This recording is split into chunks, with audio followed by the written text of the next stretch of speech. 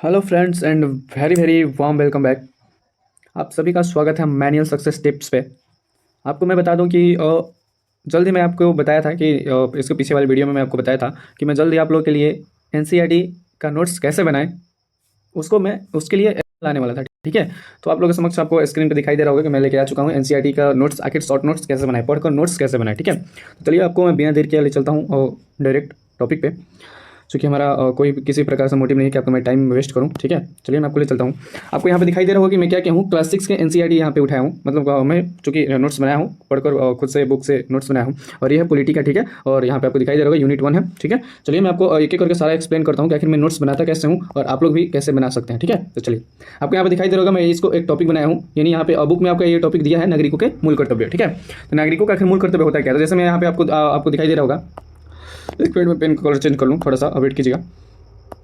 आपको यहाँ पे दिखाई दे रहा होगा कि जो नागरिकों का मूल कर्तव्य है इसको हम कैसे बनाए हैं। आखिर ये जो नागरिकों का मूल कर्तव्य है इसमें हमको क्या क्या पढ़ना है, तो आपको मैं दिखा दूँ यहाँ पे कि आखिर इसमें जो पढ़ना है उसको मैं कैसे एक ही पास इकट्ठा करके लिख दिया हूँ। देखिए यहाँ पे मैं बताया हूँ कि नागरिकों का जो मूल कर्तव्य है वो 42वें संविधान संशोधन 1976 द्वारा यहाँ पे ऐड किया गया। ठीक है, किस में ऐड किया गया है, 51 के ए में। चूँकि हमको याद था कि भाग 4 में ऐड किया गया है तो मैं इसको नहीं लिखा। ठीक है, चलिए अब मैं यहाँ पे बना दिया हूँ कि फंडामेंटल जो ड्यूटीज़ है इसमें क्या क्या आता है। तो आपको यहाँ पे दिखाई दे रहा होगा कि इसमें संविधान, राष्ट्रध्वज और राष्ट्रगान का क्या करना है, सम्मान करना है। ठीक है, देखिए पास में लिख दिया हूँ, इससे हमारा स्पेस बचेगा, टाइम बचेगा, रिवाइज भी हो जाएगा जल्दी। ठीक है, यहाँ पे आपको दिखाई दे रहा होगा कि राष्ट्रीय आंदोलन जो है उसको संजो के रखना है, ये भी मैं यहाँ पे लिखा दिखा दिया हूँ।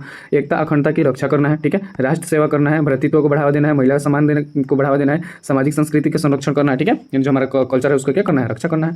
वैसे ही आपको यहाँ पे दिखाई दे रहा होगा कि 6 से 14 वर्ष के बच्चों को शिक्षा का अवसर प्रदान करना है। इसको जब 88 संविधान संशोधन 2002 में हुआ तो इसमें क्या किया गया कि इसको इसकी रक्षा करने के लिए क्या किया गया, इसको डीपीएसपी यानी आर्टिकल 49 में इसको क्या कर दिया गया, ऐड कर दिया गया। ठीक है, ये भी मैं यहाँ पे लिख दिया हूँ ताकि हमको क्या मतलब ऐसा नोट्स बनाए जो हमारे समझ में आए।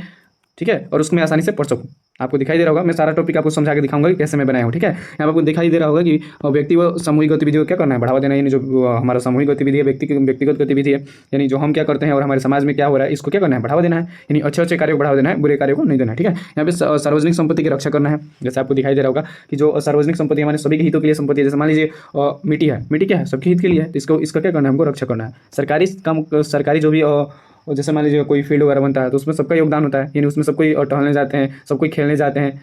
ठीक है ना, यानी मान लीजिए प्ले ग्राउंड बना, उसमें सभी के घर के बच्चे खेलने जाएंगे, बच्चे या मतलब जो खेलने योग्य हैं वो खेलने जाएंगे, टहलने जाएंगे। पार्क बना उसमें टहलने जाएंगे। तो ये क्या है, सार्वजनिक हित वाला संपत्ति है, तो इसका क्या करना है, रक्षा करना है। तो ये मैं यहाँ पे दर्शा दी हूँ। फिर यहाँ पे लिखा हूँ वैज्ञानिक दृष्टिकोण। चूँकि हमको पता है कि वैज्ञानिक दृष्टिकोण से हम किसको रिलेट करें, रिलेटेड मतलब ये किससे रिलेटेड लिखे हैं यहाँ पे। ठीक है, तो जो वैज्ञानिक दृष्टिकोण है हमारे कहने का मतलब ये इसमें फंडामेंटल ड्यूटीज है, उसमें कहा जाता है कि जो वैज्ञानिक दृष्टिकोण है उसको क्या करना है, बढ़ावा देना है। यानी जो किसी भी जो कोई भी हम किसी चीज़ के बारे में सोच रहे हैं ताकि हम किस पर्पज से सोचे तो उसको हम वैज्ञानिक दृष्टिकोण लेकर क्या करें, उसके बारे में थिंकिंग करें। ठीक है, तो ये हमारा हो गया क्या, नागरिकों के मौलिक कर्तव्य। ठीक है, तो इस प्रकार आप नोट्स बना सकते हैं। फिर मैं आपको आगे दिखाऊं, आपको यहाँ पे दिखाई दे रहा होगा कि विविधता की समझ, यानी चैप्टर फर्स्ट ही आपका है विविधता की समझ। ठीक है, यहाँ पे आपको दिख रहा होगा कि यहाँ पे चैप्टर फर्स्ट है विविधता की समझ। विविधता की समझ जो है आखिर इसको हम कैसे बनाएं, देखिए मैं कितना आपको समझ में आए इसके इसलिए यानी हम समझा रहे हैं, यानी हमारे समझ में आने के लिए मैं बनाया हूँ।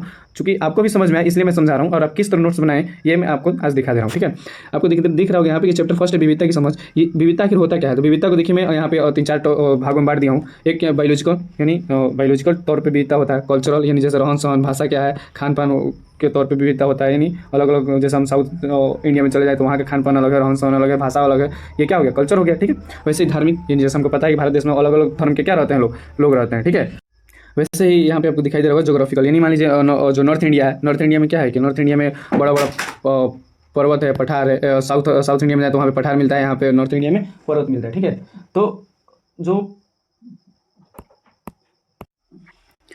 इस प्रकार क्या होता है, विविधता को समझा जा सकता है। ठीक है, तो यहाँ पे आपको यहाँ पे दिखा भी दिया हूँ कि विविधता में क्या क्या देख सकते हैं। तो यहाँ पे हम देख सकते हैं कि धर्म के आधार पर विविधता होता है, रहन सहन के आधार पर होता है, खान पान के आधार पर होता है, भाषा के आधार पर होता है, त्यौहार के आधार पर होता है। यानी बहुत सारा अलग अलग तरीका हो सकता है। ये केवल मैं विविधता को दिखाया हूँ। ठीक है, किसी क्षेत्र में विविधता जो है कैसे हो सकता है। तो यहाँ पे आप ये भी देख सकते हैं कि ये जो मैं विविधता को दिखाया हूँ इससे क्या क्या मतलब हमको कौन कौन सा प्रॉब्लम देखने को मिल सकता है। ठीक है, यहाँ पे आप देख सकते हैं कि प्रॉब्लम लिख दिया हूँ, और क्या हो सकता है प्रॉब्लम विविधता के आधार पर, तो सांप्रदायिक दंगा हो सकता है। ठीक है, इसका मतलब ये ऐसा हम नोट्स बनाए जो हमें समझ में आए। ठीक है, कि हम करना है कि क्या चाहते हैं। ठीक है, हमें याद हो ऐसा और जल्दी रिवाइज हो, इस तौर पे हम क्या नोट्स बनाए ताकि हम एग्जाम के 1-2 दिन पहले पूरा का पूरा रिवाइज कर सकें। ठीक है, चलिए मैं आपको फिर नेक्स्ट ले चलता हूँ।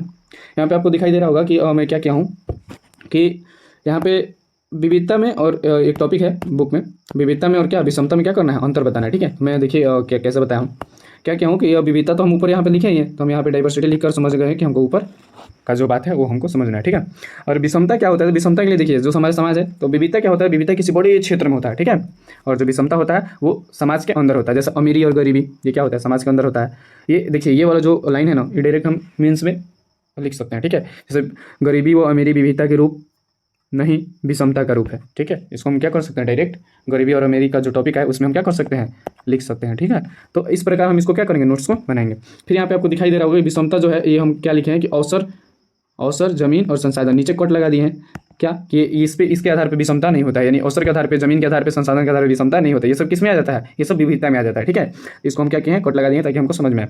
फिर आपको यहाँ पर दिखाई दे रहा होगा जो विषमता है वो किससे, जाति व्यवस्था से भी उभर सकता है, मतलब बढ़ सकता है। तो जैसे यहाँ पे इस बात को भी आप मेंस में लिख सकते हैं, जैसे आपको यहाँ पे दिख रहा होगा कि मैं क्या किया हूँ कि ये जाति व्यवस्था जो है विविधता का एग्जाम्पल नहीं है, असमानता का एग्जाम्पल है। असमानता होने का मतलब विषमता का एग्जाम्पल है। ये भी आप टॉपिक को डायरेक्ट मेंस में लिख सकते हैं। ठीक है, चलिए तो आपको मैं यहाँ पे दिखा दूँ कि फिर ये जातिवाद जो है ये क्या है, प्राचीन काल का श्रम आधारित जाति व्यवस्था है। ठीक है, जैसे प्राचीन काल में क्या था, ब्राह्मण थे, क्षत्रिय थे, वैश्य थे और शूद्र थे। तो वैश्य और शूद्र से क्या करवाया जाता था, जबरदस्ती लोग काम करवाते थे और इन लोग को बेगार वगैरह नहीं देते थे, या इन लोग को इतना नीच भावना से देखते थे कि इन लोगों से अगर ये रोड पे चलें तो ये रोड पे नहीं चलना है, या फिर जैसे किसी के घर में काम करें तो उनके घर पे मतलब रहना नहीं है, खाना नहीं है, ये मतलब बहुत सारा ऐसा रोक टोक था, उनके घर के अंदर नहीं प्रवेश करना है, बहुत सारा ऐसा मतलब रोक टोक इन लोग के प्रति था। तो इन सबको दूर करने के लिए क्या किया गया, जो जाति व्यवस्था था उसको दूर किया गया। तो ये सब इस समझने के लिए आप बना सकते हैं सर। ठीक है, जैसे ये मैं नहीं कर रहा हूँ कि मेरे जैसे आप बनिए, लेकिन आपके जिस तरह मन करे आप उस तरह बना सकते हैं, लेकिन आपको समझ में आना चाहिए। ठीक है, चलिए मैं फिर से आपको यहाँ पे नेक्स्ट दिखाऊँ। तो यहाँ पे मैं एक टॉपिक लिया हूँ जो बुक में आपको टॉपिक दिया है, भारत में विविधता। ठीक है, भारत में आके विविधता कैसे है, तो भारत में विविधता सबको पता है कैसे भाई, भाषा के आधार पे, खान पान के आधार पे, त्यौहार के आधार पे, धर्म के आधार पे, भौगोलिक विविधता, जैसे समुद्र, एक तरफ समुद्र है तो कहीं पहाड़ है कहीं समुद्र है, और पहाड़ और समुद्र में क्या होता है, कल्चर अलग अलग होता है। मान लीजिए समुद्र किनारे कल्चर है तो आप लोग क्या करेंगे, खान पान में क्या करेंगे, ज़्यादा मछली पकड़ के खाएंगे। ठीक है, वहाँ का वेशभूषा कैसा होगा, मछली पकड़ने जाएंगे, बार बार आएंगे, बार बार पानी में जाएंगे तो हल्का कपड़ा पहनेंगे। ठीक है, और हम लोग इधर पहाड़ी एरिया में रह रहे हैं तो पहाड़ी वाले लोग क्या ज़्यादा कपड़ा पहने रहेंगे, तो वेशभूषा में क्या आएगा, अंतर आएगा। ठीक है, काम में भी डिफरेंट आता है, जैसे वो लोग मछली पकड़ने काम कर रहे हैं, पहाड़ी इलाके में रहे तो क्या फल वगैरह उगाएंगे, ये सब का कार्य करेंगे। ठीक है, ऐसा विविधता होता है। ठीक है, तो आप इस प्रकार क्या कर सकते हैं, नोट्स बना सकते हैं। यहाँ पे आपको मैं दो राज्यों के अंतर को भी दिखा दिया हूँ। ठीक है, जैसे बुक में ही दिया है, चूँकि लद्दाख और केरल के बारे में बुक में दिया है, तो मैं उसी के आधार पर ये बनाया हूँ। जैसे लद्दाख में क्या हुआ कि जम्मू कश्मीर का पूर्वी हिस्सा है लद्दाख। ठीक है, ये क्या है, एक यूनियन टेरिटरी भी है, यानी हाल ही फिलहाल में बना।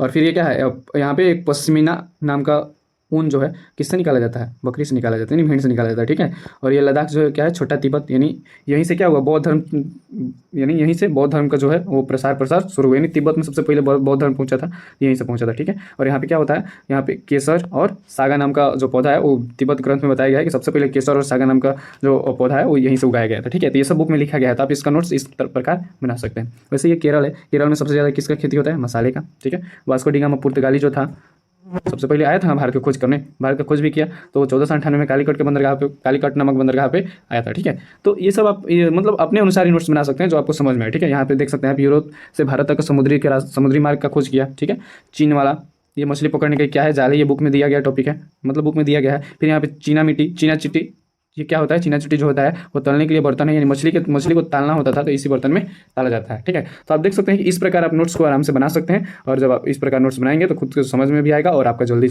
रिवाइज हो जाएगा। ठीक है, चलिए मैं आपको थोड़ा इसके बाद नेक्स्ट यहाँ पे आप देख सकते हैं कि इस प्रकार हम क्या कर सकते हैं, नोट्स बना सकते हैं। तो ये हमारा फर्स्ट चैप्टर कंप्लीट हुआ। मतलब मेरा पर्पस यही था ये वीडियो बनाने का कि नोट्स आके जो बहुत सारे स्टूडेंट का डाउट होता है कि हम शॉर्ट नोट्स बनाए कैसे। ठीक है, तो आप इस तरह बुक पढ़ के शॉर्ट नोट्स बना सकते हैं। ठीक है, चलिए उम्मीद है कि आपको शॉर्ट नोट्स बनाना आ गया होगा। इससे क्या होता है कि शॉर्ट नोट्स आप बनाएंगे ना तो आपको जल्दी आप एग्जाम के पहले एक दो दिन पहले आप रिवाइज कर लेंगे और रिवाइज करने में आपको आसानी होगा। चलिए ठीक है, फिर मिलते हैं आपको नेक्स्ट वीडियो में, तब तक के लिए धन्यवाद।